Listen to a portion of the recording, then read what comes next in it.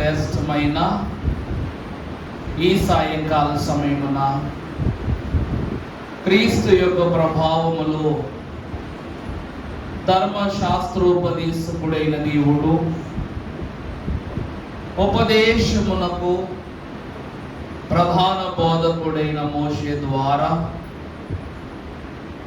ప్రధానమైనటువంటి స్వాస్యమైన శిష్య బృందముగా సంఘమైన మనము ఈ స్థలములోనికి చేరి ఏకీభవించిన ఈ అంతస్తు పరలోక పర్యాంతము స్థిర నమ్మికతో ఉన్న మనకు ధర్మశాస్త్రము నెరవేర్చుటకు వచ్చిన యేసుక్రీస్తు ప్రభువు ద్వారా ఆయన నెరవేర్పులు మన యందు తండ్రి నెరవేర్చి దీవించును గాక.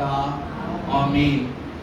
దేవుని యొక్క వాక్యమును గత దిన జ్ఞాపకములో కొన్ని ప్రాముఖ్యమైన సంగతులు పులియని రొట్టెల పండుగ అనగా పస్కా పశువు యొక్క విందు క్రమాన్ని గురించి కొన్ని ప్రాముఖ్య సంగతులు జ్ఞాపకం చేసుకున్నా. పస్కా అనగా విమోచన. ఎవరికి విమోచన?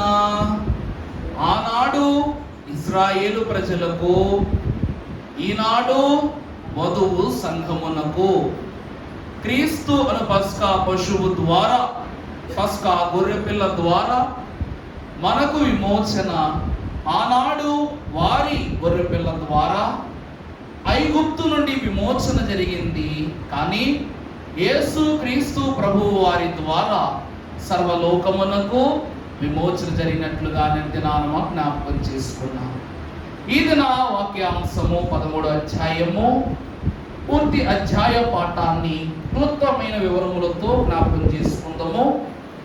దేవుని వాక్యం చదువుకున్నట్లయితే, మరియు యెహోవా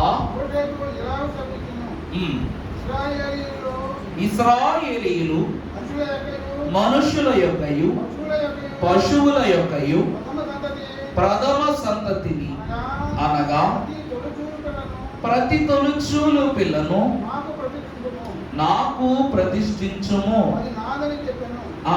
చాలండి, చిన్ని ప్రార్థన చేసుకుందాం.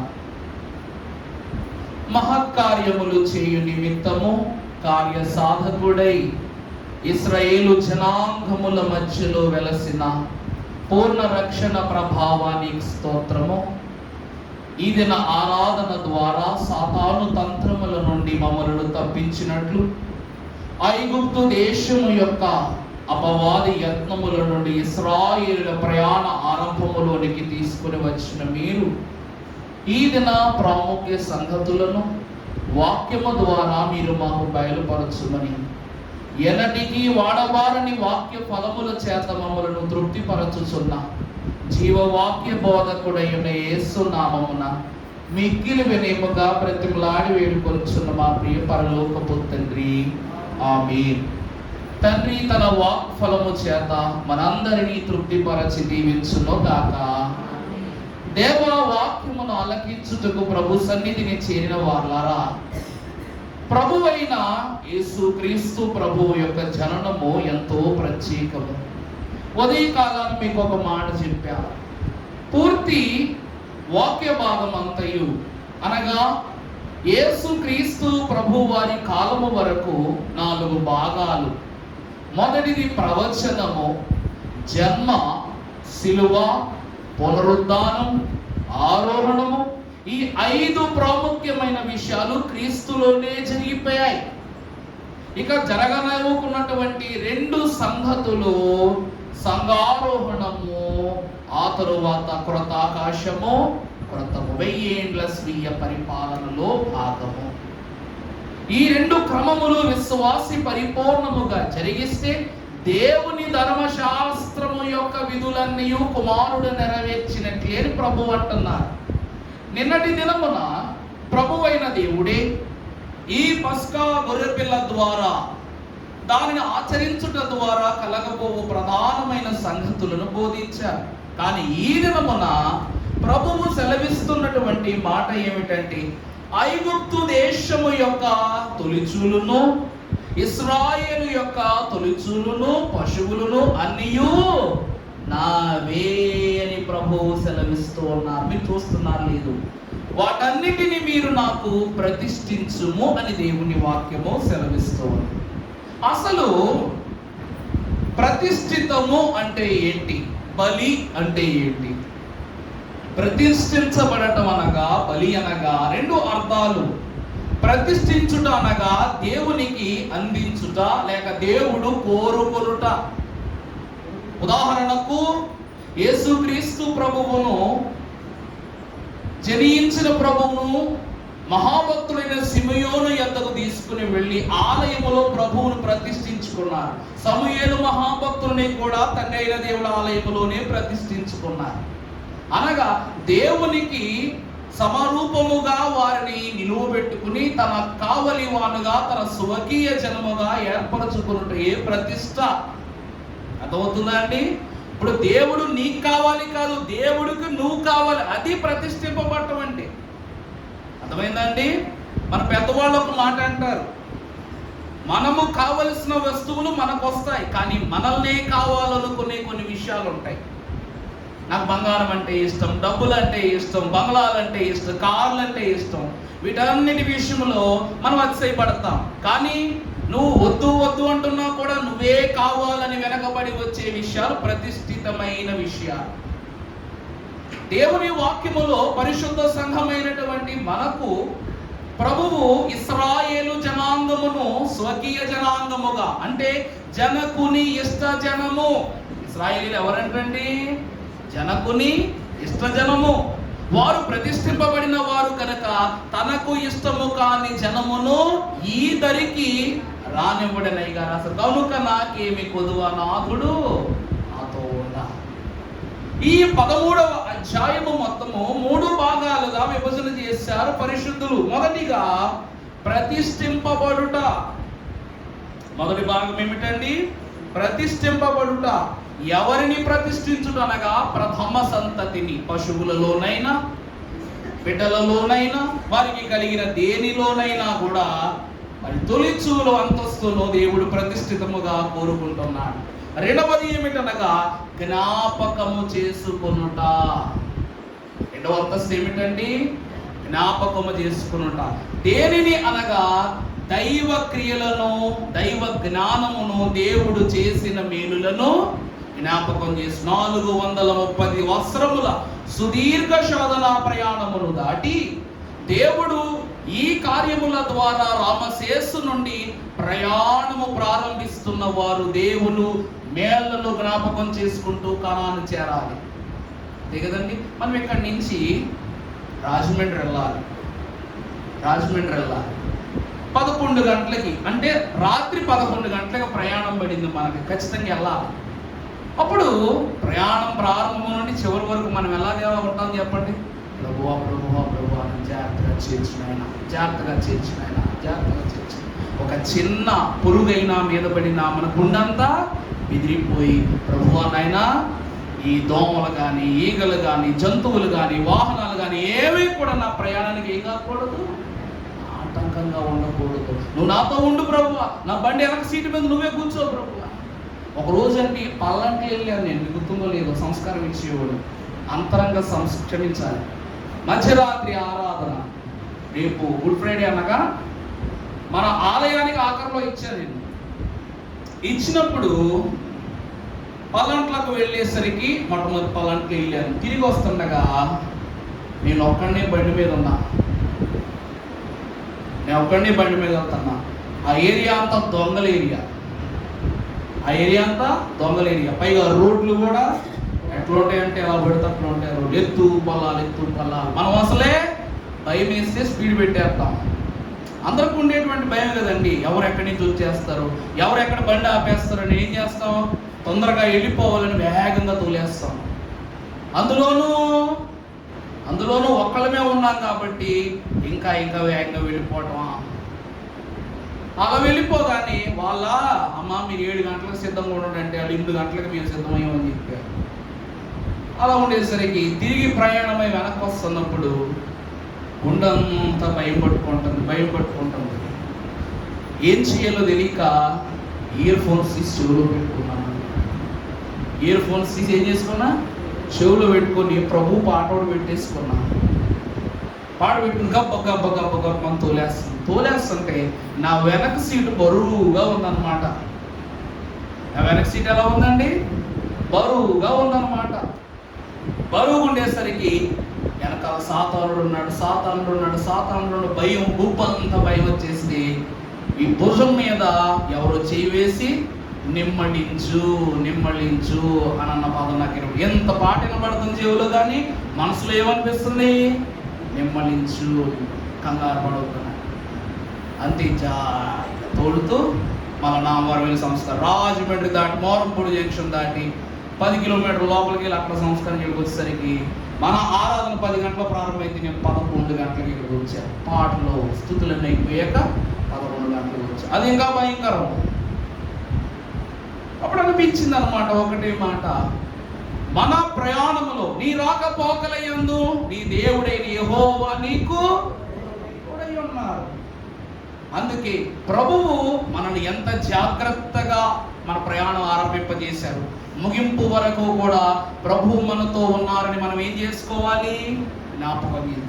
ఐగుప్తోను రామశేసు పట్టణము నుండి కనాను దేశము చేరు వరకు దేవుడు చేసే ప్రతి విషయాన్ని కూడా ఇశ్రాయేలు ఏం చేసుకోవాలట?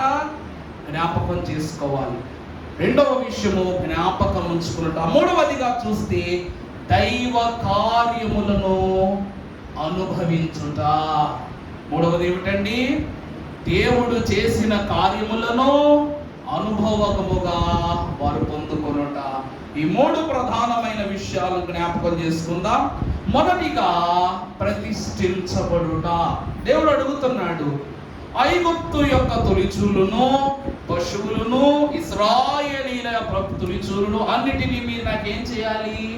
ప్రతిష్ఠించాలి. రోమీయులకు రాసిన పత్రిక 8వ అధ్యాయము 29వ వచనాన్ని మీరు ఒక్కసారి చదివినట్లయితే, ఎందుకు అనగా తన కుమారుడు అనేక సోదరులలో జ్యేష్ఠుడు యగునట్లు దేవుడు ముందుగా ఎవరిని ఎరిగెనో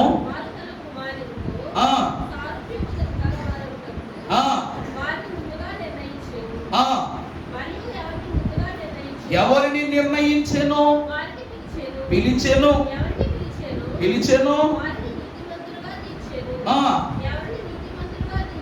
ఎవరినైతే నీతిమంతులుగా తీర్చెను. అబ్బో, జ్యేష్ఠుడంటే ఆషామాషి మనిషి కాదు, ప్రతిష్ఠింపబడినంటే ఆషామాషి కూడా కాదంట. వాక్యం చూసారు ఎంత గొప్పగా చెప్తుందో.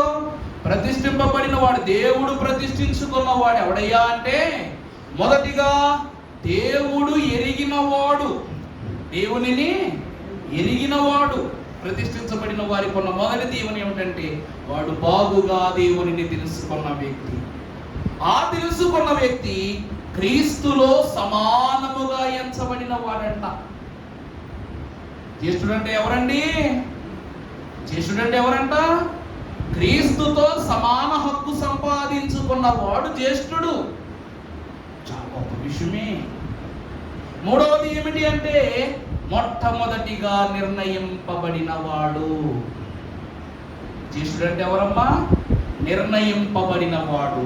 నాలుగవది దేవుని చేత, దేవునికి నీతిగా ఎంచబడినటువంటి వాడు, నీతిమంతునిగా ఎంచబడినటువంటి వాడు.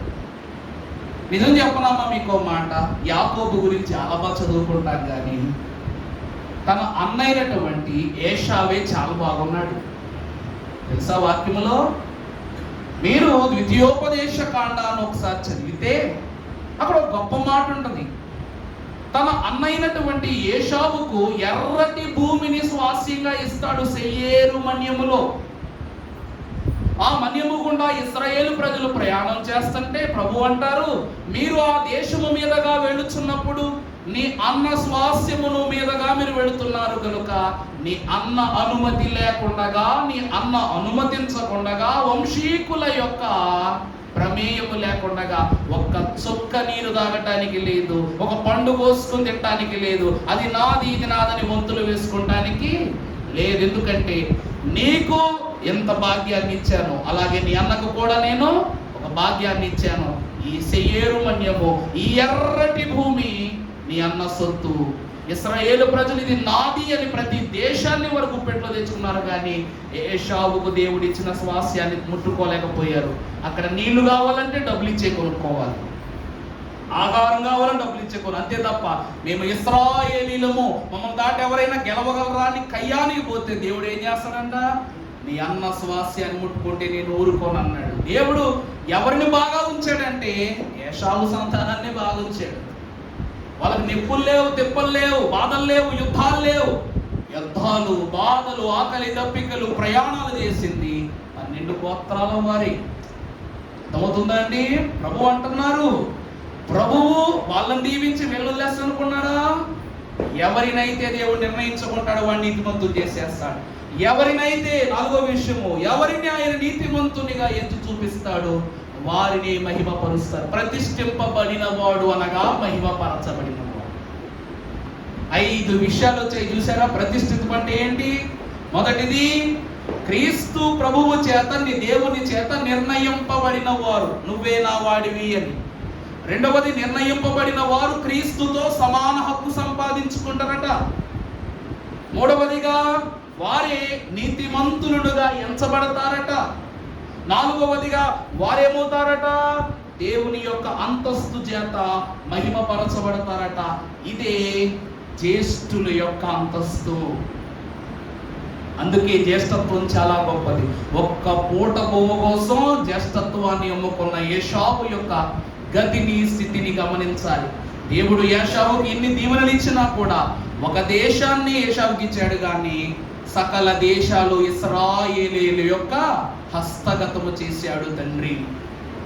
ఎందుకంటే నిర్ణయింపబడిన జనాంగం, మహిమపరచబడిన జనాంగము, కోరిన జనాంగం, దేవుడితో సమా అంతస్తును సంపాదించుకున్న జనాంగము ఇశ్రాయేలు జనాంగము. వాక్యములో కాస్త ముందుకు మనం వెళితే 1 కొరింథీ పత్రిక 6వ అధ్యాయము 19వ వచనం మనం ఒక్కసారి చదువుకున్నట్లయితే, నీ దేహము దేవుని వలన నీకు అనుగ్రహింపబడి నీలో ఉన్న పరిశుద్ధాత్మకు ఆలయమై ఉన్నదని మీరు ఎరుగరా?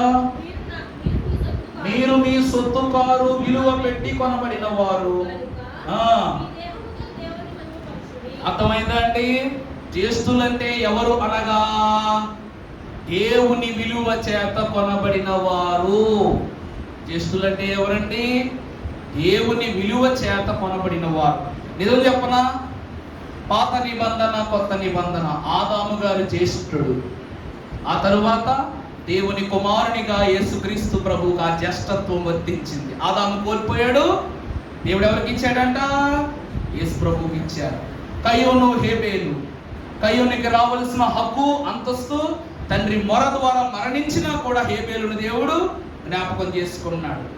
మూడవదిగా చూస్తే యాకోబు, ఏశావు, వారి భాగ్యాన్ని కూడా చూసినట్లయితే దేవుడు యాకోబుకి ఆ భాగ్యాన్ని ఇచ్చాడు. దేవుని యొక్క ఏర్పాటు ద్వారా సౌలు మహాభక్తుడు, మహారాజు అయినటువంటి సౌలు ఒకే గోత్రం వాడు. అపోస్తలుడైన పౌలు కూడా ఇద్దరు ఒకటే గోత్రం. ఆయన పొందుకోలేని శ్రేష్టత్వాన్ని, జ్యేష్ఠత్వాన్ని అపోస్తలుడైన పౌలుకి ఇచ్చాడు దేవుడు. పౌలు ఒక రాజు కుటుంబీకుడుగాను, ఒక నాయకుడుగాను, ఒక ప్రవక్తగాను, ఒక పరిచారకుడుగాను, పరలోక సంబంధిగాను కూడా పౌలు మహాభక్తుడు పనిచేశాడు. ఇక్కడ దైవజనులు ఏమంటున్నారంటే, జ్యేష్ఠత్వము కన్నా దేవుని దగ్గర ఉన్న శ్రేష్టత్వాన్ని కోరుకున్నోడే జ్యేష్ఠుడు. అర్థమైందా అండి? నీకు జ్యేష్ఠత్వము కావాలా, శ్రేష్టత్వము కావాలంటే ఏం కోరుకుంటా? ఏం కావాలండి? శ్రేష్ఠుడే జ్యేష్ఠుడు అవుతాడు, కానీ జ్యేష్ఠుడు శ్రేష్ఠుడు అవడు. ఏమన్నా అర్థమైందా? ఆదాము జ్యేష్ఠుడు కానీ శ్రేష్ఠుడు కాడు. యేసుక్రీస్తు ప్రభువు శ్రేష్ఠుడు కాబట్టి ఆయన అందరికీ ఏం చేశారంట? జ్యేష్ఠునిగా చేశారు. అందుకే దేవుని ప్రియబిడ్డలారా, దేవుని వాక్యం అంటూ ఉంది, దేవుడును దేహముతో మహిమపరచాలి, ఆత్మతో మహిమపరచాలి, క్రీస్తు రక్తమని విలువ ద్వారా కొనబడాలి. అందుకే పశువులలో నుండి, ప్రతి ఒక్క విషయములో నుండి ప్రభువు తొలిచూలు అంతస్తును కోరుకుంటున్నాడు దేవుడు ప్రతిష్ఠించుకోవటానికి.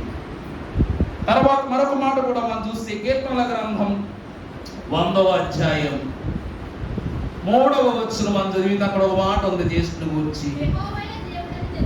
యెహోవాయే దేవుడని తెలుసుకొనుడి, ఆయనే మనలను పుట్టించెను. చూడాలి, యెహోవాయే దేవుడని. జ్యేష్ఠుడు అంటే ఎవరు అనగా దేవుని, యెహోవాయే దేవుడని తెలుసుకున్నోడు జ్యేష్ఠుడు. అలా తెలుసుకున్నటువంటి వారు ఏమవుతారట? ఆయనే మనలను పుట్టించెను అనగా 1 అనేసి కింద ఉంది, మనలను మనమే సృజించుకొనలేదు. జ్యేష్ఠుడు ఏం నమ్ముతాడంటండి? ఒక మాట నమ్ముతాడంట. ప్రతిష్ఠింపబడిన వాడు నమ్మేటువంటి విషయం ఏమిటంటే, దైవజనులు దేవదాసయ్య గారంట తల్లిదండ్రులైనటువంటి వారు లేనప్పుడు మిషనరీ స్కూల్లో ఆయన అప్పగించినప్పుడు ఆ పరలోక ప్రార్థనంతయు ఆయన గుక్క తిప్పకుండా అప్పచెప్పడము చూడగానే అక్కడి వారందరూ ఆశ్చర్యపోయి, ఎవరు నీకు ఈ ప్రార్థన నేర్పించారంటే, తండ్రే నాకు ఈ ప్రార్థన నేర్పించారు. ఎవరు నేర్పించారంట? దైవజనుడు దేవుని చేత ప్రతిష్ఠింపబడిన వారు గనుక ఆయన ఏ క్రియ చేసినా దేవునికి మహిమ కలిగింది. ఆయన ఏ పని చేసినా దేవుని మహిమ కలిగింది. మాట్లాడించువాడు ప్రభువే. అందుకే తనువు నాదిది గోగై కొనుమియో ప్రభువా నీ పనికి ప్రతిష్ఠింపుమి. అప్పుడు దినములు క్షణములు తీసుకొని అవి నీదు వినుతిని ప్రవహింప చేయు శక్తినియుమి అన్నాడు. ఈ తనువు నాదిదిగో గైకొనుము, నీ పనికి నువ్వేం చేయి ప్రభువా, ఎందుకంటే నా పుట్టుక నువ్వు ఇచ్చిందే, నా నడక నువ్వు ఏర్పరిచిందే, నా బాట నువ్వేసిందే, బ్రతికించింది నువ్వే, బలమిచ్చింది నువ్వే. మరి ఇన్ని ఇచ్చిన నువ్వు నా దేహాన్ని పని కొరకు వాడుకొనప్పుడు ఇవన్నీ నాకున్న నువ్వు కూడా నేను ఎవరిని నేను ఏమీ లేనివాడని. నీకు ఉపయోగపడిన దేహం ఎందుకు, నీకు ఉపయోగపడిన స్వరం ఎందుకు, నీ కొరకు ప్రతిష్ఠింపబడని ఈ ఈవులు ఎందుకు నాకు? అది దైవజనుని యొక్క సంకల్పము గనక దేవుడు ప్రతిష్ఠించుకున్నాడు. ఇందాక మీరు చదువుకున్నారు వాక్యలు. దైవజనుడు ఈరోజు క్రీస్తు ప్రభు వారి పక్కన దేవదాసయ్య గారు బొమ్మెట్టుకుంటున్నాం. ఎవరు సాహసం చేసి బొమ్మెట్టుకోరండి. బైబిల్ మిషన్ వారికే ఈ భాగ్యాన్ని దేవుడు ఇచ్చాడు. ఎందుకో తెలుసా? ఈయన ఇక్కడ ఎందుకున్నారు అని వేలెత్తి చూపలేనంత మహిమ ఆయన జీవితంలో ఉంది కాదు. నిజమా కాదా? నిజమా కాదు? ఒప్పుకుంటామా ఒప్పుకోమా? ఎందుకు? ఆయనను వేలెత్తి చూపగలిగే అంత శుద్ధి కలిగిన వాడు ఈ లోకమున లేడు. దైవజనులు లేరు. ఈ కాలపు ఋషి అన్నారు. దేవునితోనే సహవాసము చేసి, అందరూ దేవుని కోసం సహవాసం చేస్తారు, దేవునితోనే సహవాసము చేసిన ఋషి కనుక ప్రభువే ఆయనకు ఆ స్థానాన్ని ఇచ్చారట. ప్రభువుతో సమానుడై ఉండటం, ప్రభువు చేత నిర్ణయింపబడటం, ప్రభువు చేత నీతిమంతునిగా మార్చబడటం, ప్రభువు చేతనే మహిమపరచబడటం. దైవజనుడు దేహముతోనూ ఆత్మతోనూ ప్రభువును మహింపరిచారు. మరి మీరు పనేమని చెప్పండి దైవజనునికి? అయ్యా మీ పని ఏమిటంటే, నా ఉద్యోగము ప్రార్థన ఉద్యోగం అని చెప్పేవారండి దేవదాసయ్య గారు. ఆ కాలంలో బైబిల్ మిషన్ వారు కర్ణాటక ప్రాంతమునకు వెళ్ళి సేవ చేస్తూ ఉంటే అందులో ప్రభుదాసయ్య గారు కూడా ఉన్నారు. ఉంటే అక్కడ ఉన్న వాళ్ళందరూ ఏమాయ్ మీరందరూ ఇక్కడికి వచ్చి చెప్తున్నారు, మీరే కులం అని అడిగారంట. ఎవరు అడిగారండి? మీదే కులము అని అడిగితే వాళ్ళందరూ అన్నారంట, మాది యాజకులము అన్నారంట. మాది ఏ కులం అండి? యాజకులు అంటే యాచించే కులము. మీ పాపములను, మీ దోషములను, మీ కష్టములను, మీ శ్రమలను, మీ శోధనలను దేవుడు చెప్పగా మీ యొద్దకు చేరి యాచించే యాచకులము. యాజకుడు అంటే నెత్తి మీద 4 కిరీటాలు పెట్టుకుని ఘనముగా అందరి చేత ప్రశంస పొందుకునేవాడు కాదు. ప్రతి భారాన్ని యాచించాలి, అడుక్కోవాలా. మాకు తరగతులు చెప్పేటప్పుడు అది నాయకులు కిరణ్ బాబాయ్ గారు చెప్పాడు, ఎప్పుడూ యాజకుని చెయ్యి చాపే ఉండాలంటే దేవుని దగ్గర. ఎందుకంటే ప్రభువు ఎప్పుడు ఇస్తారో, ఎలా ఇస్తారో, ఏమి ఇస్తారో తెలియదు. అందువలన ప్రభు ఇవ్వటానికి ముందే ప్రభు ఎదుట యాజకుడు ఏం చేయాలి? యాచన హస్తముతో ఆయన ఎదుట సాగిలపడి ఉండాలి. భక్తులైన వారు అన్నారు, 24 పెద్దలు కూడా ప్రభువు ఆ సింహాసనము యొద్దకు రాగానే వారు సాష్టాంగపడి, ఎంత గొప్ప అంతస్తులో బ్రతుకుతున్నా కూడా వారు సాష్టాంగపడి వారి కిరీటాలు తీసి ప్రభు పాదాల దగ్గర పెట్టి ప్రభువుకు వందనం చెప్పేవారంట. అంటే పరలోకములో ఉంటేనే, భూలోకంలో ఉంటేనే, మేము ఎక్కడ ఉన్నా ఈ గౌరవం మాకు ఎవరిచ్చారు? ప్రభు ఇచ్చారు. కాబట్టి ప్రభువా నీకే మహిమాని, నువ్వు ఇవ్వందే ఈ కిరీటాలు ఎక్కడి నుంచి వస్తాయి, నువ్వు ఇవ్వందే ఈ దేహములకు వస్త్రాలు ఎక్కడి నుంచి వస్తాయని ప్రభు మహిమ. అదే ప్రతిష్ఠితమైనటువంటి క్రియ. ప్రతిష్ఠింపబడిన వాడు భూమి మీద ఉన్నా ఒకలాగా ఉంటాడు, పరలోకం వెళ్ళినా కూడా అలాగే ఉంటాడు. ఇక్కడ స్థలాలు మారతాయి కానీ తలంపులు మాత్రము మారవు.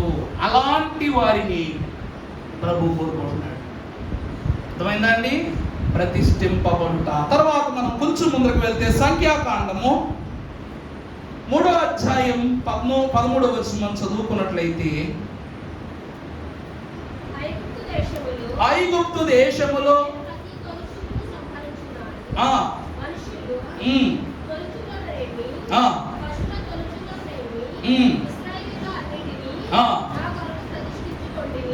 దేవుని యొక్క వాక్యమును మనము చూస్తే మన కాలములో అప్పుడు ఒక పద్ధతి ఉండేది. ఈరోజైతే డబ్బులు మానంలో వచ్చాం కానీ దానిని కమోడిటీ టు కమోడిటీ అంటారు ఇంగ్లీష్లో. అంటే నువ్వు వరి పండించావు, నేను గోధుమలు పండించాను. అప్పుడు ఏం చేసేవారంట, నా గోధుమలు అడిచి నీ వరి నేను కొంచెం తీసుకునేవాడిని. దీన్ని కమోడిటీ టు కమోడిటీ అంటే ఎక్స్చేంజ్ అన్నమాట. ఇలాగన సిస్టమ్ రన్ అవుతూ ఉండేది. మరి ఐగుప్తు తొలిచూలులైనటువంటి వారిని అనగా జ్యేష్ఠులను దేవుడు ఏం చేశాడు, ఇక్కడ హతము చేశాడు.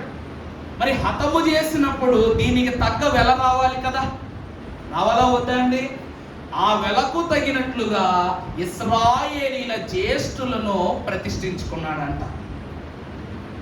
నా మాట అర్థమవుతుందా అండి? వీరి యొక్క శోధన అనగా ఐగుప్తు యొక్క సంతానమును సంహరించిన దేవుడు దానికి వెలగా ఏం కోరుకుంటాడంట? ఇప్పుడు మీరు ఉన్నారు, నా దగ్గర ఉన్నారు, ప్రార్థన చేయమంటారు. పెద్ద సమస్య అయితే పెద్ద కానుక, చిన్న సమస్య అయితే చిన్న కానుక ఉంటుందా చెప్పండి? దేవుడు చేసే మేలును బట్టి నీ హృదయం ఎంత నిర్ణయించాలో అంత కానుకి. దేవుడు కూడా అదే అంటున్నాడు. ఐగుప్తు తొలిచూలును హతము చేసినందుకు ఇశ్రాయేలు ప్రజలైనటువంటి వారిని ప్రభువు కానుకగా కోరుకుంటాడు. మిమ్మల్ని శోధించే వారిని తప్పిస్తాను, మీరు నా యొక్క అంతస్తులోనికి ప్రవేశించాలని వారి జ్యేష్ఠులను అయిన వారిని ఏం చేస్తున్నాడు? కానుక కోరుకున్నాడు. జ్యేష్ఠుని ఎందుకు కోరుకుంటాడంటే ఇంట్లో తల సరిగా ఉందంటే మిగిలినవన్నీ సరిగా పనిచేస్తాయి. జ్యేష్ఠుడు అంటే హక్కుదారుడు అని అర్థం. హక్కుదారుడు దేవుల్లో ఉన్నాడంటే కుటుంబం అంతా ఎక్కడున్నట్లు? దేవుల్లో ఉన్నట్లే అంతే కదండి. మన యొక్క తల దేవుని కొరకు పనిచేస్తే, శిరస్సు దేవుని కొరకు పనిచేస్తే దేహము కూడా దేవుని కొరకే పనిచేస్తుంది. అది ప్రభువు అడుగుతూ నిర్ణయింపబడిన వారు. జ్యేష్ఠులు ఎవరండి? నిర్ణయింపబడిన వారు. మనం కొంచెం ముందుకు వెళితే ఆ తరువాత చదువు కంటిన్యూ చేయమా మాటలు 13-14 నుంచి చదువు. మరియు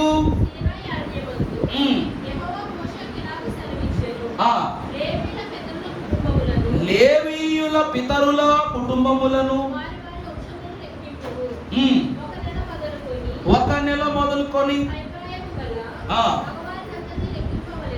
ఇప్పుడు మూడవదిగా దేవుడు అంటున్నటువంటి మాట ఏమిటంటే ప్రతిష్ఠింపబడిన వంశములను దేవుడు ప్రక్కకు తీశాడు. మరి ఈ ప్రతిష్ఠింపబడిన వంశములకు కావలసినటువంటి యాజక బృందాన్ని కూడా లేవీయులలో నుండి వేరుపరుస్తున్నాడు ప్రభు. సంఖ్యాకాండము 3వ అధ్యాయం 45వ వచనం చదువుకున్నట్లయితే దేవుడు చదువమ్మా, నీవు ఇశ్రాయేలీలలో మారుగా లేవీయులను వారి పశువులకు ప్రతిగా. చూసారా, యాజకత్వము ఎక్కడి నుండి ప్రారంభమవుతుందంటే సమర్పణలో నుండి ప్రారంభమవుతుంది. దేవుడు ఇప్పుడు మీరు ఉన్నారు, మీ భారం అంతా కూడా యాజకుడే మొయ్యాలి. యాజకుడు అంటే ఈరోజు మాట ఆశామాష అయిపోతుంది. కానీ ఆ కాలపు యాజకత్వం వల్ల ఈ రోజుల్లోకి వచ్చిందంటే పాస్టర్ అవుతాను నోరు తెరిచి ఎవరు అడగడం. పాస్టర్ అంటే పడమడు దూరం పారిపోతారు ఎంతటి వాడైనా సరే. ఎందుకంటే పులిపీట చూస్తే పరుగులెత్తే అంత భయంకరమైన కట్టడలు ఉన్న దినాలవి. యేసుక్రీస్తు ప్రభు వారు లోక పాప భారమును మోసినట్లు ఒక్క పాప భారమైనను వారి దేహము మీద ధరించుకుని దేవుని మందిరములో అడుగు పెడితే దేవుని యొక్క అగ్ని గాని దేవుని యొక్క శక్తి వారిని ఏం చేస్తుందంట? హతము చేసేస్తుందట. అందుకే వాక్యం అంటుంది, ఇశ్రాయేలు ప్రజలైనటువంటి వారి యొక్క జ్యేష్ఠుల యొక్క అలా వారి తొలిచూలు బిడ్డలకు ప్రతిగా లేవీయుల యొక్క బిడ్డలను, వారి పశువులకు ప్రతిగా లేవీయులైన వారి యొక్క పశువులను నాకు ప్రతిష్ఠితముగా అందించమని దేవుడు కోరుకుంటూ ఉన్నాడు. దేవుని యందు ప్రియబిడ్డలారా, దేవుని వాక్యం ఈరోజు ఇప్పుడు చెప్పిన వాక్యం బయటికి వెళ్ళగానే మర్చిపోకూడదు. ఇన్ని ప్రార్థనలు ఎందుకు పెడుతున్నారయ్య గారు, ఇన్ని ప్రార్థనలు ఎందుకు పెడుతున్నారయ్య గారు, బయట వాళ్ళు కూడా అడుగుతూ ఉంటారు. ఆదివారం ఒకటే సరిపోతా, సోమవారం పెట్టాలా, గురువారం పెట్టాలా, శుక్రవారం పెట్టాలా, రెండో శనివారం పెట్టాలా, ఎందుకు ఇన్నేసి ప్రార్థన పెడుతున్నారంటే, రామశేషు నుండి కానాను చేరేంత వరకు ప్రభువును జ్ఞాపకము చేసుకోవటం మానకూడదు. అలాగే సంఘము కూడా భూలోకమని బరి నుండి పరలోకము చేరేంత వరకు ప్రభువుని ఏం చేయాలి? జ్ఞాపకం చేసుకుంటూనే ఉండాలి. ఏదో ఒక రూపాన ప్రభువుని ఏం చేయాలంట? జ్ఞాపకం ఉంచుకోవాలి. ఇశ్రాయేలు తరతరములకు జ్ఞాపకముగా ఉండినట్లు నాకు ఒక ప్రత్యక్ష గుడారమును నీవు నిర్మాణము చేయమని ప్రభు అడుగుతూ ఉంటూ ఉన్నారు. దేవుని కృప ద్వారా ప్రభు అంటున్న మాట అది. ఒక లేవీయుడైన వాడు అనగా దేవుని యాజకుడైన వాడు వారి యందు ఉంటే, ఒక తప్పు చేస్తే ప్రభువు నిన్ను ఫలానా విషయంతో గద్దిస్తున్నాడని వాళ్ళు జ్ఞాపకం చేస్తే వీళ్ళు ఏమైపోతుంది చెప్పండి? అమ్మో ప్రభు చూస్తున్నాడు, అమ్మో ప్రభు చూస్తున్నాడని సరైపోతారు. ఏమైపోతారంటండి? సరైపోతారు. గత 2 రోజులు గడిచింది, మొన్న 2 రోజులు నేను ఇక్కడ లేను. ముచ్చుడుగో మంచి మాట అనుకుంటా. నేను లేని ఈ 2 రోజులు మీకు ఎలా ఉంది చెప్పండి, మీరే చెప్పండి. వాక్యం చెప్పిన వాళ్ళకి ఎలా ఉంది, విన్న వాళ్ళకి ఎలా ఉంది, ప్రార్థన జరుగుతున్నప్పుడు క్రమం ఎలా ఉంది, పాటలు పాడినప్పుడు క్రమం ఎలా ఉంది, బోధించినప్పుడు ఎలా ఉంది? మీ మనసులో మీరే ఒక ప్రశ్న వేసుకుని ఎవరికి చెప్పక్కర్లా, మీకే. నాకెలా ఉంది తెలుసా? ఈ 2 రోజులు చాలా చేశాను దేవా. అప్పుడు భీకరమైన పరిస్థితుల్లో కూడా నూనె వెనక తగ్గనివ్వాల. మరి ఏంటో ఈరోజు నాకు ఏమబడిపోయింది? బోధించవలసిన నేను ఎంతో మంది బిడ్డలకు అందించవలసిన వాక్యాన్ని అందింపలేక నేనేమై ఉన్నాను? ఈ దినములు నన్ను నేను నోచుకునే స్థితిలో నిలబడ్డానని నాకు బాధ కదా. విచిత్రం ఏంటంటే, ఈ 2 రోజులు అయ్యగారు లేరన్న విషయం కన్నాను. అయ్యగారు ఏమైపోయారు, అయ్యగారికి ఏమైపోయింది, ఇదో గొడవ.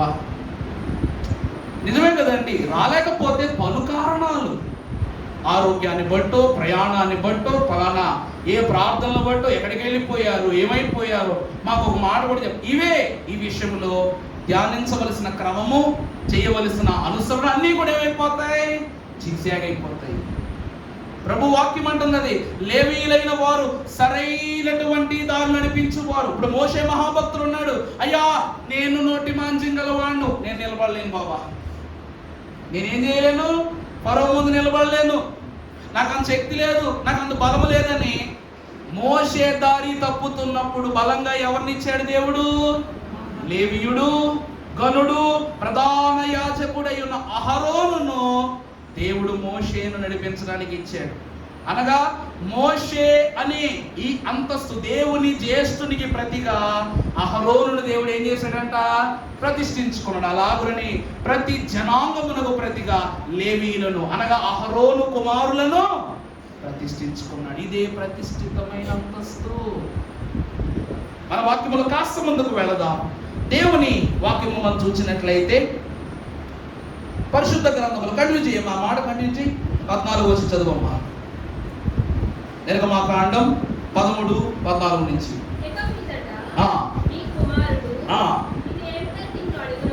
ఇది ఏమిటి అని నిన్ను అడుగునప్పుడు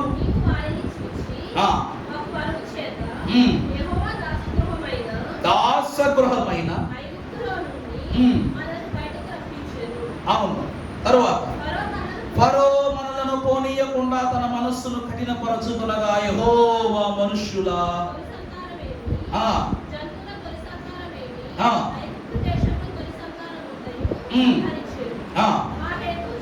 ఆ హేతువు చేతను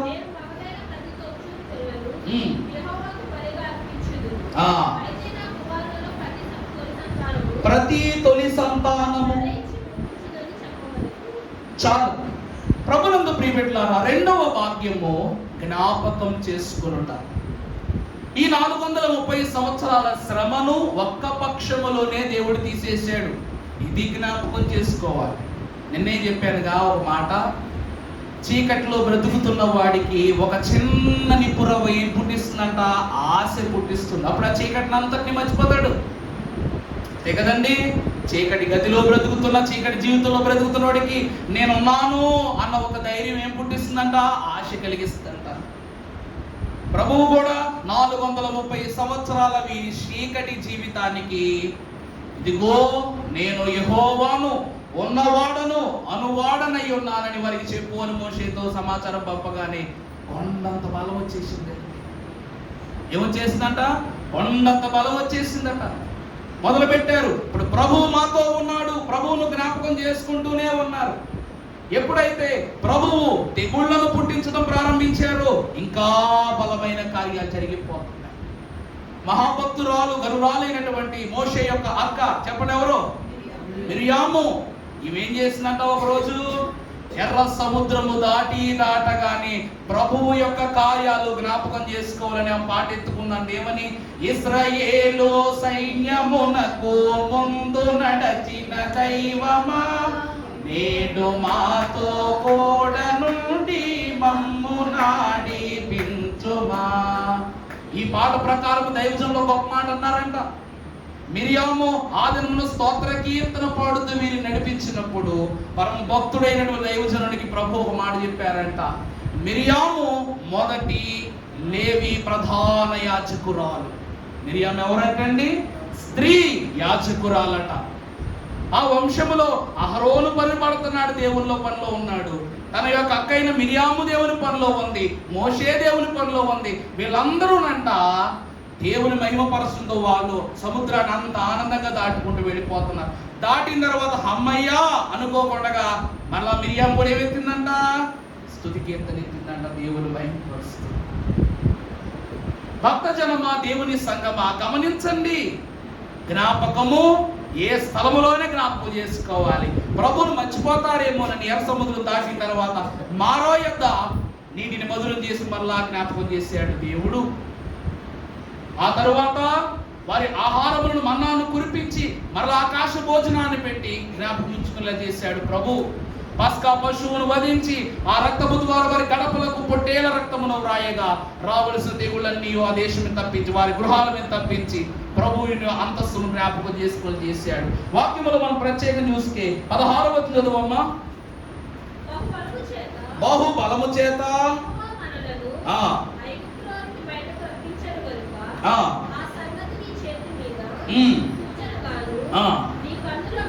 నీ కన్నుల మధ్య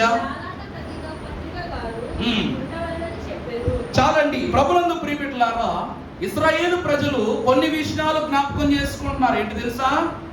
మనము పస్కా పశువును ఏ రీతిగా బలిచి పులియని రొట్టెలు పండుగను 7 దినాలు ఎలా జరుపుకున్నామో అది జ్ఞాపకం చేసుకోవాలి. జ్ఞాపకం అంటే ఆ క్షణంలో జరిగిన ఆ క్షణం మర్చిపోవటం కాదు. ఇది జ్ఞాపకార్థమైన పండుగగా ఉండాలని ప్రభువు చెప్తున్నారు. అంతే కదండి. ఈ పులియని రొట్టెల పండుగ ఎలాంటి పండుగగా ఉండాలి? మీరు ఆ పండుగను అనిత్యం జ్ఞాపకం చేసుకోవాలి, జరిగించుకోవాలన్నారు. అందుకే యెరూషలేము పట్టణంలో పస్కా పండుగ చాలా ఫేమస్. అప్పుడు ఏ దేశాలలో వారు పనిచేసినా, ఏ దేశాలలో ఉద్యోగరీత్యా కానీ పనురీత్యా కానీ, ఇజ్రాయేల్ దేశంలో నాకు తెలిసి వేరే దేశాలలో ఉద్యోగాలు చేసే వాళ్ళు ఎవరు ఉండరు. One of the richest modified secured country in the world అన్నమాట. ఆ దేశంలో భిక్షగాళ్ళు ఉండరు. ఆ దేశంలో నాకు కష్టం వచ్చిందన్న వాళ్ళు ఉండరు. ఒక్కొక్కళ్ళు 6.5, 6.3, 6.6 పైనే ఉంటారు. అయితే ఒక్కొక్కళ్ళు వారి యొక్క ఎత్తు. మీకు ఒక విషయం చెప్పనా? 85 ఏళ్ళు 90 ఏళ్ళు ముసలోడు కూడా 50 కిలోలు బస్తా భుజాన్ని వేసుకుని వెళ్ళిపోతాడు అక్కడ. వాళ్ళ ఆహారం అట్లాంటిది కాబట్టి. ఆ దేశం యొక్క స్వాస్థ్యము కానివ్వండి, జ్ఞానము కానివ్వండి, పనులు కానివ్వండి, ఏవైనానో కానివ్వండి. అందుకే ఈరోజు ఒక మాట చెప్పనా? ఇక్కడి నుంచి కోయిటా వెళ్ళి పనిచేస్తాం, దుబాయ్ వెళ్ళి పనిచేస్తాం, సౌదీ అరేబియాకి వెళ్ళి పనిచేస్తాం. కానీ సౌదీ అరేబియా నుంచో, కువైట్ నుంచో, దుబాయ్ నుంచో, సమ్ అరబ్ కంట్రీస్ నుంచి ఒక్కలైనా వచ్చి ఇక్కడ పనిచేస్తారు. ఎప్పుడైనా చూసారా? చూసారా? ఇక్కడి నుంచి యెరూషలేము వెళ్ళి పని చేస్తారు తప్ప యెరూషలేము నుంచి వెళ్ళిపోతే ఇండియాకు వచ్చి పనిచేసే వాళ్ళు ఎవరు ఉండరు.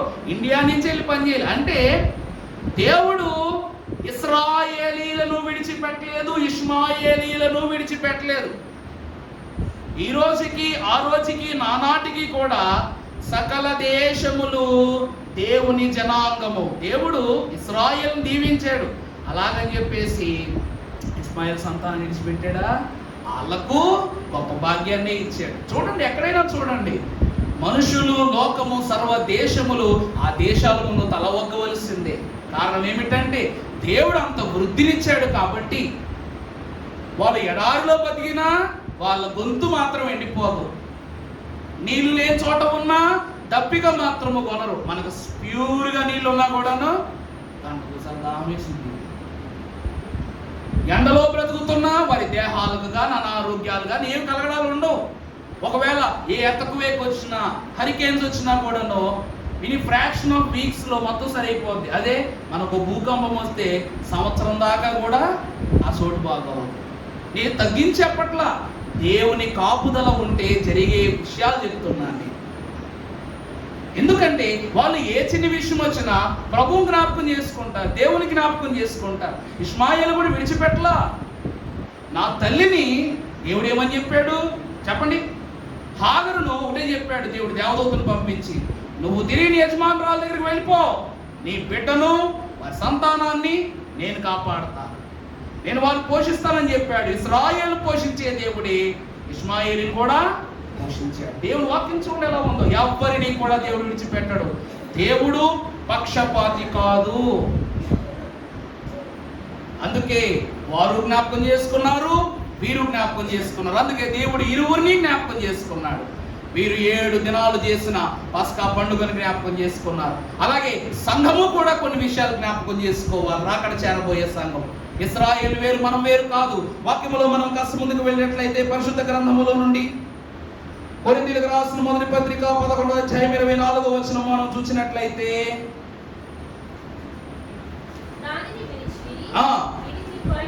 ఇది మీ కొరకైన నా శరీరం. ప్రభునందు ప్రియబిడ్డలారా, గత వారం సంస్కారమైంది మనకు. ప్రతి మొదటి ఆదివారము దేవుని ప్రతిష్ఠిత దినముగాను దేవుని బల్ల యొద్దకే మనము వచ్చి ఏం చేయాలి?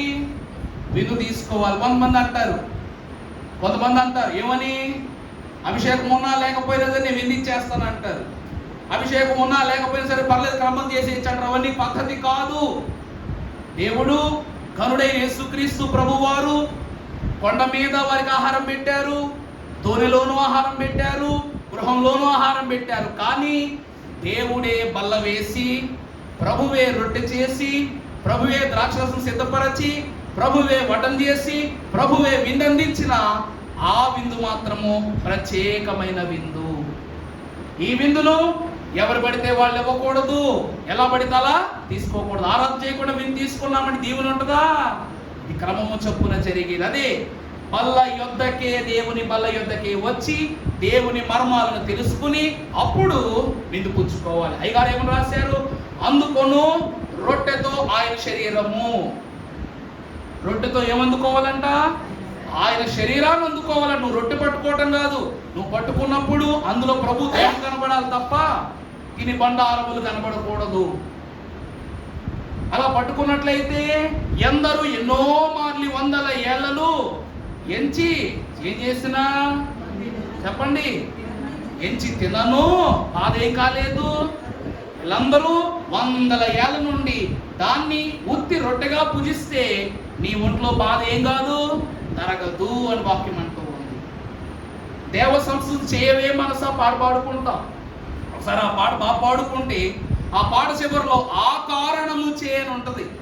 నువ్వు దేవునికి ఏం స్తుతి చేయాలి? దేవుని ఎందుకు జ్ఞాపకం చేసుకోవాలంటే జీవమా యెహోవా నీవు చేసిన మేళన్ మన్నించి జబ్బు లేవియు నాకు లేకుండా చెయ్యున్న ఆ కారణము చే నేను నీకేం చేస్తున్నా? దేవా సంస్థితి చేస్తున్నా.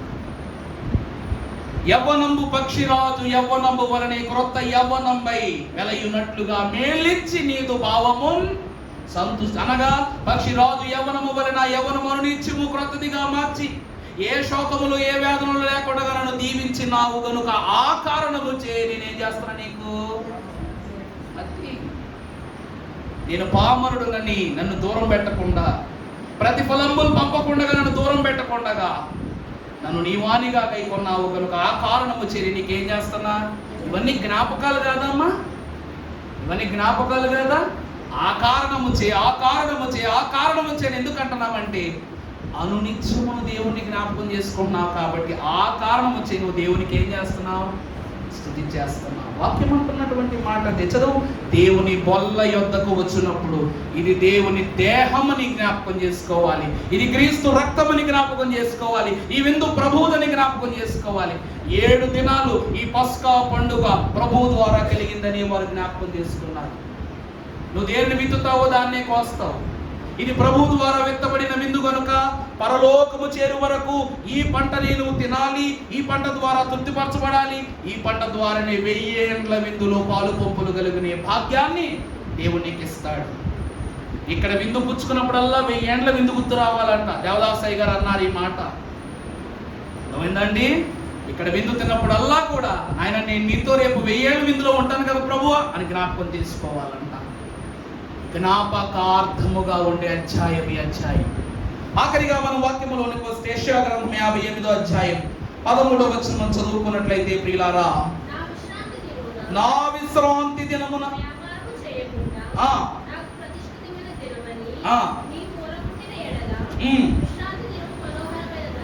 విశ్రాంతి దినము మనోహరమైనదని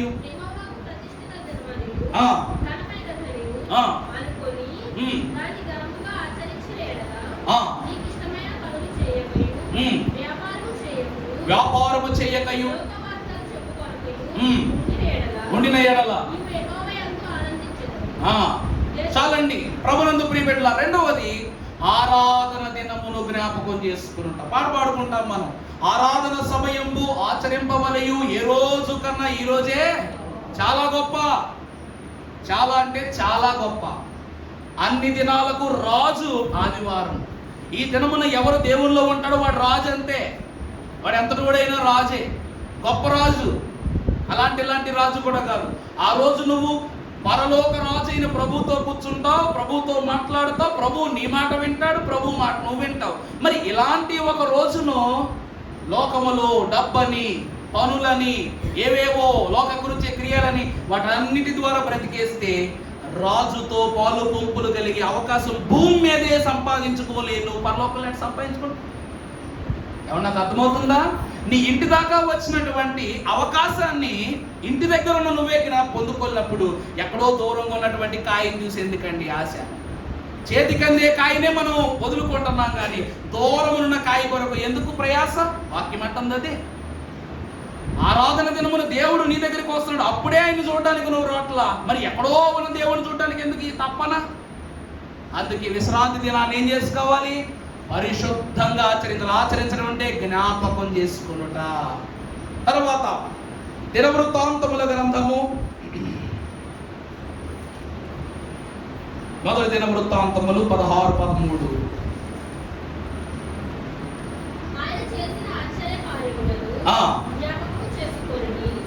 మూడవది దేవుడు చేసిన ఆశ్చర్య కార్యాలు జ్ఞాపకం చేసుకోవాలి.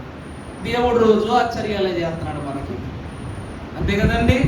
నువ్వు ఇంకో రోజు చూస్తున్నావంటేనే అది ఆశ్చర్యం కదమ్మా. ఈ రాత్రి ఎలా ఉండదో తెలియదు, రేపటి పగలు చూస్తామో లేదో తెలియదు. నేను చిన్నప్పుడు హాస్టల్లో అనగా సజులు చదువుకున్నప్పుడు ఎలా ఉండేది తెలుసా? ఒక టైం టేబుల్ రాసుకునేవాడు అనమాట. టైం టేబుల్ అంటే బాగా చదువుకున్నాడు అనుకుంటారేమో. 365 రోజులు టైం టేబుల్ రాసుకునేవాడు. కరెక్ట్గా 6 అవగానే మమ్మల్ని లెక్కొట్టేస్తారు. లెక్కొట్టే కానీ వెంటనే తలదింట్లో పుస్తకం తీసి 1 కొట్టేసేవాడు. ఒక రోజు అయిపోయిందని. సెలవులు కూడా తీసేసాడు. 365లో సెలవులు కూడా తీసేసి వాళ్ళ మాకు తీసిన క్యాలెండర్లు అలా పక్కన పెట్టుకుని లెక్కెట్టుకున్నాడు. ఆ మాస్టర్ అనుకునేవాడు, ఈడెవడరా బాబు అనుకునేవాడు అనమాట. అంటే ఈ హాస్టల్లో ఉండటం ఇష్టం కాక పొద్దున్న లెక్కని ఏం చేసేవాడిని, అమ్మాయి ఒక రోజు గడిచిపోయిందని అట్లా టిక్కు మార్క్ కొట్టేసేవాడిని. మరి దేవుని వాక్యం ఏమంటుందంట? దేవుడు చేసిన కార్యాలను జ్ఞాపకం చేసుకోవాలి. అలా ఇంకొకటి ఏంటో తెలుసా, పలానా రోజు చికెన్ పెడతారు, ఆ చివరి రోజులో కూర్చుంటే ఫుల్గా చికెన్ పెడతారు నాకు అని చివరికి వెళ్ళి కూర్చునేవాడు. చికెన్ ఏ రోజు లిస్ట్ వేసుకునేవాడు, పలానా రోజు ఏ ఇష్టం కాని టిఫిన్లన్నీ, ఇష్టం కాని ఫుడ్ అంతా ఒక లిస్ట్ వేసుకుని, అప్పుడు మేమందరం అసలు అది మామూలు చిన్నతనం లేకపోతే తెగడతనం అనడం అది తెలియదు, కానీ అట్లా గడిచిపోయేది కాలం అంతా కూడా. అలాగనే యేసుక్రీస్తు ప్రభువు లేక తండ్రి అయిన దేవుడు మనకు కొన్ని మేలు చేస్తూ ఉన్నాడు. అయ్యగారి పాటలు, ఎన్ని మేళ్ళు ఎంచు చూడ ఇలను ఎవరి సఖ్యము, అన్ని మేళ్ళు మరువకున్న అధికమవును మరువకుండుటనగా జ్ఞాపకం ఉంచుకోవటమే. మర్చిపోలేదంటే నీకేమున్నట్టు, గుర్తున్నట్టు. అవి గుర్తుంటే ఏమైపోతాయంట, సౌఖ్యాలు ఎక్కువైపోతాయంట. దేవుడు నాకు మేలు చేసేటప్పుడు నేను ఎలా ఉన్నానంటే అదే మేలు మరలా నీకు అధికమవుతుంది తప్ప తగ్గి పోదు. సాక్ష్యం ఇచ్చుకోమని చెప్పాలంటే నువ్వు చెప్పు తిరిగిపోతారు, గిర తిరిగిపోతాయి తలకాయ చెట్టు వెనక్కి.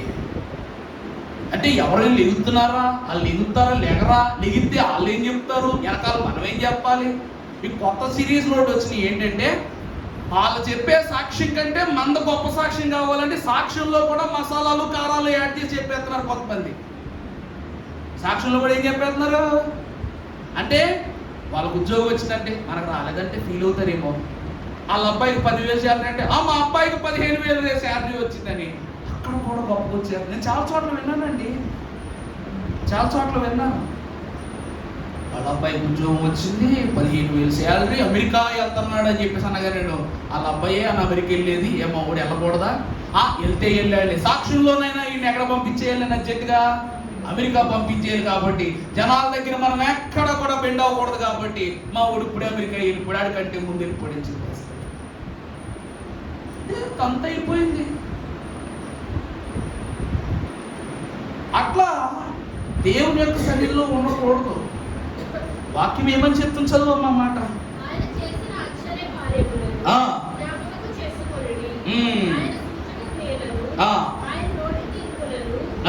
చాలండి, ఆయన చేసే సూచక క్రియలను జ్ఞాపకం. సాక్ష్యం అంటే మంచిది అని అర్థం. సాక్ష్యం అంటే ఏంటంటే మంచిది, దానిలో ఎటువంటి చెడు కలపకూడదు. సాక్ష్యాన్ని అపవిత్రపరచకూడదు. ఒక మాట మనము చూస్తే లోతు కుటుంబమునకు ఒక మంచి సాక్ష్యం ఉంది అబ్రహాము ద్వారా. ఆ సాక్ష్యాన్ని తన భార్య అయినటువంటి లోతు భార్య ఏం చేసిందంట, చెడగొట్టుకుందంట.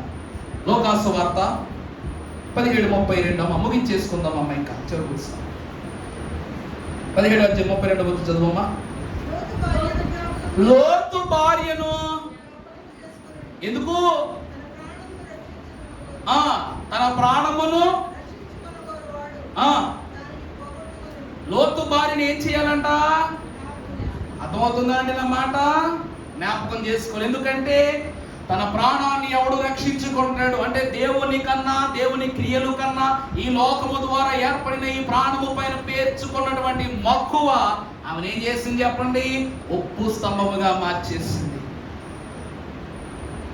అందుకే జ్ఞాపకం చేసుకోవాలి. నువ్వు మరో ఉప్పు స్తంభంగా మారకుండా ఉండటానికి ఆమెను ఏం చేసుకోవాలి, ఆమె చేసిన క్రియలు, ఆమె పొందుకున్నటువంటి శాపాన్ని జ్ఞాపకం చేసుకోవాలి. అలా మనం మారకూడదు. కాబట్టి 5వ విషయం కూడా చూసేద్దాం. యోధా పత్రిక 18వ వచనం చదువుకున్నట్లయితే చివరి భాగము తీర్పుకు సంబంధించిన విషయం. ప్రకటన గ్రంథం ముందర యోధా పత్రిక 18వ వచనం, అందులో అధ్యాయం ఏముంటుంది అమ్మా,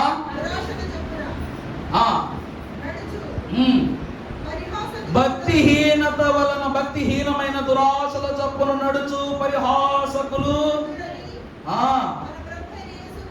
అపోస్తుల పూర్వమందు మీతో చెప్పిన మాటలను అనగా తీర్పు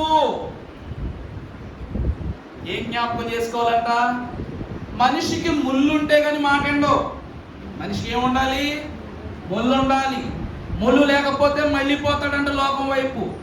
ముళ్ళు లేకపోతే మనిషి ఏమైపోతాడు, మళ్ళీపోతాడు. మనసు ఎప్పుడు ఒక మాట అంటా ఉంటది, ఇది కాకపోతే ఇంకొకటి, ఇది కాకపోతే ఇంకొకటి, ఇది కాకపోతే ఇంకొకటి, ఇది కాకపోతే ఇంకొకటి ఉండదు. అర్థమైందా అండి? మామిడి పళ్ళు అని అన్నింటినీ పిలుస్తాం, కానీ రుచిని బట్టే దాని విలువ పెరుగుద్ది. అలాగే దేవుని వాక్యములో బైబిళ్ళు వేరుగా ఉంటాయి, కానీ ఎన్ని బైబిళ్ళు చదివినా భావం ఒక్కటే. అర్థమైందా? నువ్వు హెబ్రూలో చదువు, గ్రీకులో చదువు, లేకపోతే ఇంకేదైనా భాషలో చదువు, ఇంగ్లీష్లో చదువు, తెలుగులో చదువు, అసలు చదవకపో. కానీ ఎవరు చెప్పినా ఏమి చెప్పినా అపోస్తుల నుండి నా వరకు, నా తర్వాత ఇంకెవరైనా ఉంటే వాళ్ళ వరకు కూడా చెప్పే విషయం ఒకటి, వాక్యము తీర్పునే చెప్తుంది తప్ప నిట్టూర్పు కలిగిన విషయాలు చెప్పదు. జ్ఞాపకం చేసుకో. వాక్యాన్ని భక్తి శ్రద్ధలతో భయభక్తులతో వినాలి తప్ప లోకహేయములతో విని నొల్లని పరిస్థితిలో ఉన్నట్లయితే తీర్పుకు లోనైపోతాం. అపోస్తులు చెప్తుంది అది. ఈరోజు అమ్మా నువ్వు చాలా గొప్పదానివమ్మా, అమ్మా నువ్వు ఇంకా గొప్పదానివన్నా, ఇది వాక్యం కాదు. వాక్యములో గొప్ప చేయబడాలి తప్ప వాక్యము ద్వారా గొప్ప చేయబడకూడదు లోకములో. అర్థమైందా అండి? ఇంత వాక్యం చెప్పిన పౌలును శిరస్సు ఖండించేదాకా విడిచిపెట్టలేదు లోకం. అంత గొప్ప కార్యము చేసిన యేసుక్రీస్తు ప్రభును సిలువేసేంత వరకు విడిచిపెట్టలేదు లోకం. వాక్యము తీర్పునే చూపిస్తుంది. ఇంత వాక్యము మేము ధ్యానించడం వలన రాకడలో మాకు కలిగేది ఏమిటంటే శ్రమే. ఏం కలుగుద్దండి? శ్రమే. వాక్యము పువ్వుల బాట కాదు, వాక్యము రత్నాల బాట కాదు. ఇది మొయ్యలేని మూట, చూపించని బాట, చీకటి. చెప్పండి చెప్పండి, చీకటి గొయ్య వంటిది. నీ యొక్క జీవపు ఓటను శోధనలోనికి నెట్టుటకి ఈ తీర్పు క్రమాన్ని చూపిస్తున్నాడు దేవుడు. జ్ఞాపకం చేసుకో. ఈరోజు వచ్చే కానుకలు, అనుభవించే సౌఖ్యము, పెట్టించుకునే దండాలు ఉండవు. ఈరోజు పాస్టర్ గారండి అయ్య బాబోయ్ అంటారు, ఏం లేదమ్మా, ఏమీ ఉండదు. దేవదాసయ్య గారు మనస్ఫూర్తిగా ఎంతమంది చేత దీవింపబడ్డారు, దేవుని చేత ఆశీర్వదింపబడ్డారు, లోకము చేత అంతే శోధనలు పడ్డారు. రాజమండ్రిలో ఉండేవాళ్ళ, పుట్టిన ఊరిలో ఉండేవాళ్ళ, తాడేపల్లిలో వచ్చారు, అక్కడ ఉండేవాళ్ళ, ఏలూరు వచ్చారు, అక్కడ ఉండేవాళ్ళు, విజయవాడ వచ్చారు, అక్కడ ఉండేవాళ్ళు. పౌలుని ఎలాగైతే తరిమేశారు, దైవజనుడు తరిమేస్తే బేతేలు గృహం అక్కడ అడుగు పెట్టిన తర్వాత కూడా రాజారావు గారి కాలంలో కర్రలు కత్తులు వేసుకుని వచ్చారు. ఆ రోజు దేవుడు బేతేలు గృహవాసుల ద్వారా ఆశ్రయదుర్గమయ్యాడు. దేవుని నివాసస్థానంగా మార్చుకున్నారు. దేవుని వాక్య క్రమాన్ని జరిగిస్తూ ఉన్నారు. అందుకే దేవుని పరిచర్య అన్నా, తీర్పుల గురించి చెప్పే విషయాలన్నా, ఏ సభకి వెళ్ళినా కూడా ఈ పాటర్ గారు సూటు బలి వేసుకున్నాడు, ఉంగరాలు పెట్టుకున్నాడు, అవి పెట్టుకున్నాడు, మూతికి లిప్స్టిక్ పూసుకున్నాడు, ఇవే కనబడతాయి తప్ప ఇవి గ్రహించడం వలన వచ్చేది ఏమీ ఉండదు. అలాగే బోధించే వాళ్ళు కూడా జాగ్రత్తగానే బోధించాలి. ఏది పడితే అది బోధించకూడదు. పాస్టర్ అయిపోయి నేను ఏది చెప్తే గొర్రెలు వల్ల వింటారు కదా అని చెప్పేయకూడదు. మోషే నేను నోటి మాంసం గలవాడిని ఎందుకు చెప్పాడు తెలుసా? అయ్యగారు అన్నారు, దేవదాసయ్య గారు, నీ మాట నేను తప్పు చెప్తే ఫరో నన్ను శిక్షిస్తాడు లేదు తెలియదు, కానీ నీ తీర్పులోకి మాత్రం నువ్వు నన్ను తీసుకెళ్ళిపోతావు, మండుచున్న పొద దగ్గర. అందుకే భయపడ్డాడంట దేవుని ఆత్మను చూసి. ఆ భయం ఉండాలి దేవుడు అంటే. ప్రభువు బొమ్మలో నుంచి కరుణగానే చూస్తాడు. ఆ కరుణ కాస్త చులకనితనముగా మారిపోతే రానున్న దినాలు ఆ ఉగ్రతా రూపమును మనము చూడలేము. అందుకే తీర్పుని ఏం చేయాలి? జ్ఞాపకం చేసుకోవాలి. ముగింపు మాట చదువుకుందాం. లేఖన భాగములు 13వ అధ్యాయం నిర్గమాకాండం 17వ వచనం చదువుకుందామమ్మా.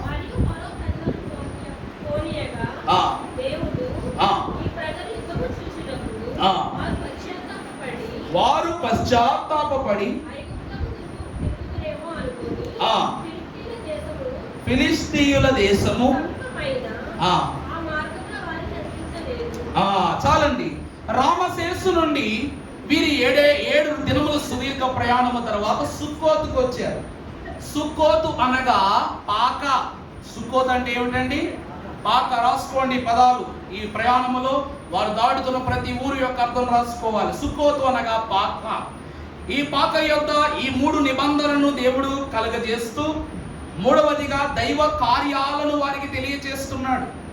ఈ కార్యాలను తెలియజేసినప్పుడు వీరిని యాతాము యొద్దకు నడిపించాడంట. 3వ చోటు రామశేషు, సుక్కోతు, ఆ తరువాత యాతాము వచ్చారు. యాతాము అనగా సరిహద్దు. దైవజనులు అన్నారు, ప్రభువు పాపులు కాదు, పాపం ఉండే ఏ చోట్లోనూ ఉండరంట.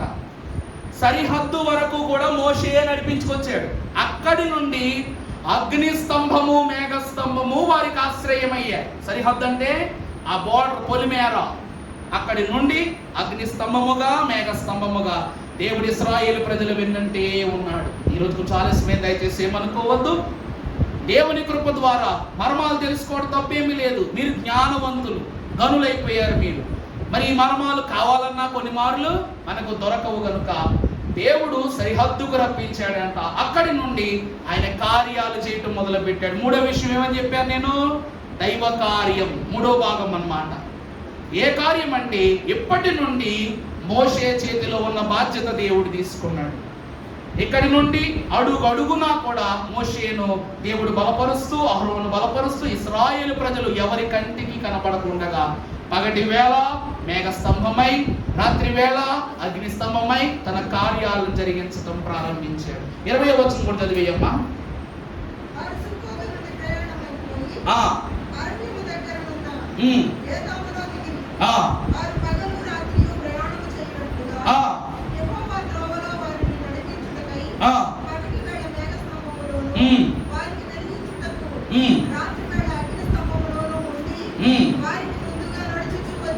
చాలు దేవుని ప్రియబిడ్డలారా, అగ్ని అనగా దేవుడు దహించు అగ్ని గనుక అగ్ని స్తంభముగా, మేఘ స్తంభము అన్న మాటకు అర్థము ఏమిటి అనగా యెహోవా యొక్క మహిమను సాంద్రమేఘము సినాయి పర్వతము చుట్టూ చేరి దేవుని మహిమను వర్ణించింది.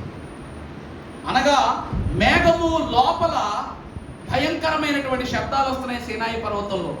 అవి ఆ మేఘములు కప్పివేస్తున్నాయి అంట. స్తంభము అంటే స్థిరమైనది. స్తంభం అంటే ఏమిటండి? స్థిరమైనది. అగ్ని స్తంభము అనగా దేవుడు అగ్ని కార్యమును చేస్తూ స్థిరముగా ఇశ్రాయేలు ప్రజల చుట్టూ ఉన్నాడు. మేఘ స్తంభముగా ఎటువంటి పరిస్థితులు వారి లోనికి రాకుండగా, లోని పరిస్థితులు బయటకు పోకుండగా స్థిరమైన మేఘముగా వారి చుట్టూ చేరిపోయాడు. దైవజనులు అన్నారు, ఇశ్రాయేలు ప్రజలను మేఘ స్తంభము మీద ఆవరించి తీసుకువెళ్ళిన దేవుడు రాకడ సంఘమైన మనలను షెకీనా మేఘము పైన తీసుకుని వెళ్ళిపోతాడట. అర్థమైందా అండి? వారిని మేఘములో దాచాడు, కానీ మనలను మేఘము మీదే తీసుకుని వెళ్ళిపోతాడట. అర్థమైందా అండి? దైవ కార్యమును గమనించండి. సంఘానికి లేక ఇశ్రాయేలు సర్వ సమాజానికి ప్రభు చేస్తున్న మాట ఏమిటనగా, ఇశ్రాయేలీలను మేఘములో దాచి తీసుకెళ్ళాడు దేవుడు, మనలను మాత్రం మేఘం మీద ఎక్కించుకుని తీసుకుని వెళ్ళిపోతాడు. ఇది దైవ కార్యమా కాదా? చెప్పండి. ఎప్పుడైతే సరిహద్దు దగ్గరికి చేరామో అప్పటి నుండి మేఘ స్తంభముగా, అగ్ని స్తంభముగా దేవుడే ఆ స్థలానికి దిగి వచ్చారంట. ప్రభు ఒకసారి 2 సార్లు రావటం కాదు, ప్రతి క్షణం వారు వెనకాల వస్తూనే ఉన్నారు. గుర్తించిన వారు జ్ఞాపకములో ఉన్నారు, గుర్తించని వారు జ్ఞాపకంలో లేని వారుగా కనబడుతున్నారు. అందుకే ప్రియబిడ్డలారా, మనము ఈ 13వ అధ్యాయము ద్వారా దేవుని ఎదుట ప్రతిష్ఠింపబడాలి. అంటే నువ్వు దేవుడు నిర్ణయించుకున్నవాడు. సంఘంలో సుమారుగా మనం ఒక 80-90 మంది ఉన్నాం. పండగ రోజు ఎక్కువ కనబడతాం. మోషే పూట 40 రోజులు నేను భోజనాలు పెడితే ఏంటి పరిస్థితి చెప్పండి? అప్పుడు నాకు తైలాభిషేకం అవుద్ది. అప్పుడు తైలాభిషేకం ఎవరికి అవుద్దండి? నాకు అవుద్ది. అప్పుడు కుర్చీలు కాదు, నేను బయట గుడారం వేయాలా. ప్రభుదాసయ్య గారి కాలంలో అంటే మోషే పూటలు చాలా వైభవంగా జరిగాయి అంట. అంటే ప్రతిరోజు యాజకులు వచ్చేవారంట, అక్కడే బస్ చేసేవారంట, ఆలయంలోనే పండుకునేవారంట, అక్కడే ధ్యానాలు జరిగేవంట. వేరే సంఘాల్లో ఉన్న వాళ్ళు కూడా ఎక్కడికి వచ్చేవారంట? తాతగారు సుమారు 24 సంఘాలు స్థాపించారు. మా తాతగారు రికార్డు సృష్టించారు. కానీ ఈ దినమున దేవుని ఏర్పాటును బట్టి ఒక్కడు 24 సంఘాలు స్థాపించారు. మరి మేము ఎన్ని స్థాపిస్తాం మాకు తెలవదు. మరి ప్రస్తుతానికి బేసు, దాని తర్వాత ఇంక ఫేజ్ ఎట్లా డిపెండ్ అవుతుందో దేవుడి కృప. ఇప్పటికైతే ఇది బేస్ బాగానే ఉంది, మనకి కష్టము రానివ్వలేదు దేవుడు. అన్ని సంఘాలలో ఉన్నవారు రాగానే ఇది కూటమా పండగ అనుకునేలా ఉండేవాడు 40 రోజులు. ఈరోజు పోవ పెడితే కానీ పండగ జరుగుతులే. నిజమా కదమ్మా? భోజనాలు పెడితే పండగ, భోజనం పెట్టకపోతే అది ఏ పండగ అయినా మాకు అనవసరం, పండగ కాదంతే. దేవుని కార్యాలను వివరించుకొనగా, దేవుని క్రియలను వర్ణించుటకు కూడా లోకముపై ఆధారపడే స్థితి ఉంటుంది చూడండి. అదే బాధాకరమైన పరిస్థితి. దేవుడు అది అంటున్నాడు, మీరు ఈ మోషే కూటాల ద్వారా 80 మందిలో మీరు మాత్రమే నిర్ణయింపబడ్డవారు, మీరు మాత్రమే ప్రతిష్ఠింపబడ్డవారు, మీరు మాత్రమే నీతిమంతులు, మీరు మాత్రమే మహిమపరచబడిన వారు. ఇది నేను అంటున్న మాట కాదు, వాక్యం అంటున్న మాట. మీ కుటుంబాలలో నుండి మీరే తొలిచూలు. అర్థమైపోతుందండి మీకు? మీ కుటుంబాల్లో మీరెవరు? తొలిచూలు బిడ్డలయ్యారు ప్రతిష్ఠింపబడుతూ. రెండవదిగా, మీరు దేవుని యొక్క కార్యాలను పొందినట్లుగా దేవుని యొక్క ఏర్పాటులోనికి ప్రవేశించినటువంటి వారు, జ్ఞాపకములో ఉన్నవారు. మూడవది, మేఘ స్తంభము వలె, అగ్ని స్తంభము వలె ఇశ్రాయేలును కాచినట్లుగా ఈ దిన మన సన్నిధి అనే గుడారము లోపల ప్రభు మిమ్మల్ని ఏం చేశారంట? అదిలపరుచుకున్నారు. ఈ 3 కార్యాలు ఈ అధ్యాయములను సర్వ సంపద దేవుడు మీపై మిమిళితముగా కుమ్మరింపజేసి, జ్యేష్ఠులైన మీను శ్రేష్ఠులను చేసిన దేవుడి దైవేష్ఠులుగా మార్చి దీవించి మహిమ పొందును గాక. ఆమేన్. పరమ గగనమును దాటి యాబాము సరిహద్దున చేరిన పరలోక జనక